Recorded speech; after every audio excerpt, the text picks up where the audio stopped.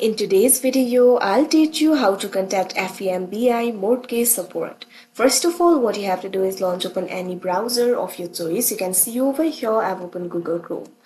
Now click on the search bar and type in fembi.com/PR contact. Press enter. Now after you do that, you can see over here you'll be led to the contact interface. Right over here you'll be able to see the phone number. So you can simply dial this phone number and you'll be able to contact them. Likewise, if you want to contact them, what you can do is simply scroll down.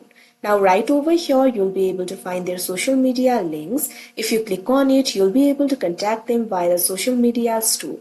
You'll be able to find the link for LinkedIn, Facebook, Instagram and YouTube. Also, you'll be able to see the address over here. So you can simply visit this address in person and you'll be able to contact the support in person. Likewise, right over here too, you'll be able to find the phone number. So what you can do is simply dial this phone number. After you do that, simply tell them your problem and they'll assist you. So like this, your question can be answered and your problem can be solved by simply contacting the support. So that is how you contact FEMBi mortgage support. I hope you found this video helpful. Thank you for watching.